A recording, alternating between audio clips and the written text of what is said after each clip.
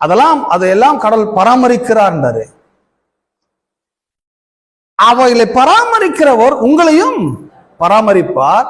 ஆனா நமக்கு ரூல் கொடுக்கிறாரு, முதலாவது தேவனுடைய ராஜ்யத்தையும் நீதியும் தேடுங்கள், அப்பொழுது எல்லாம் உங்களுக்கு கொடுக்கப்படும். அவைகளுக்கு எப்படி ஒரு குறைவில்லாமல் இருக்கிறதோ அந்த மாதிரி உங்களுக்கும் ஒரு குறைவில்லாமல் இருக்கும். ஆனால் நீங்கள் காக்கா பறவை கிடையாது, காக்கா பறவையோட மேலானவர்கள். ஏமேன். பறவைகளோட விசேஷமானவர்கள். எத்தனை பேர் கவனிக்கிறீங்க? அந்த வாசனை அப்படிதான் சொல்லுது, நீங்கள் எல்லாவற்றிலும் ரொம்பவும் விசேஷமானவங்க. அப்போ இந்த விசேஷமா இருக்கிற நீங்க எல்லாம் கடவுள் உங்களுக்கு கொடுக்க சித்தமா இருக்கிறார். ஆனா முதலாவது தேவனுடைய ராஜ்யத்தின் நீதியும் தேடுங்க.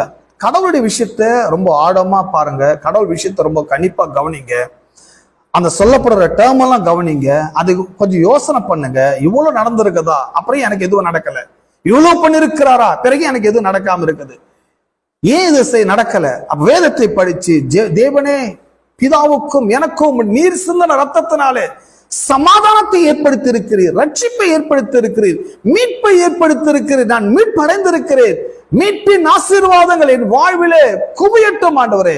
எல்லாம் மீட்பின் ஆசீர்வாதங்கள், ரட்சிப்பின் ஆசீர்வாதங்கள், விடுதலின் ஆசீர்வாதங்கள். நான் பிசாசின் பிடியிலிருந்தும் பாவத்தின் பிடியிலிருந்தும் பிசாசின் வல்லமிலிருந்தும் நான் விடுதலை ஆக்கப்பட்டிருப்பேன். ஆனால் தேவனே இந்த விடுதலை ஆசீர்வாதங்களை என் வாழ்வில நீர் குவிப்பீராக, என் வாழ்வில கொட்டுவீராக, வாழ்க்கை முழுவதும் ஆசீர்வாதமா நான் இருப்பேனாக என்று சொல்லி இந்த விருப்பம், இந்த வெளிப்பாடோட நான் ஜெபம் பண்ணும்போது நிச்சயமாய் ஜெபத்துல பெரிய மாற்றம் ஏற்படும், வாழ்க்கை மாற ஆரம்பித்து விடுகிறது. ஆமென். சோ கிறிஸ்துவ வாழ்க்கை முழுக்க முழுக்க வெற்றிகரமான வாழ்க்கை.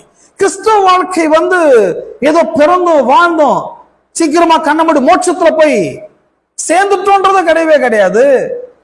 பூமியில தான் நம்முடைய அஜெண்டாவே, நம்முடைய அசைன்மெண்ட் எங்கதான் இருக்குது?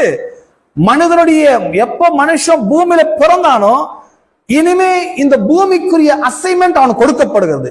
இந்த பூமியில நிறைய அசைன்மெண்ட் நான் கிளியர் பண்ண வேண்டியதாக இருக்கிறது.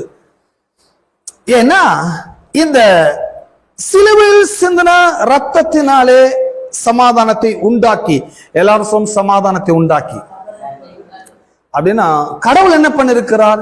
எனக்கும் தேவனுக்கும் இப்ப எந்த பிரச்சனையும் கிடையாது. எல்லாம் எனக்கும் தேவனுக்கும் நான் செய்த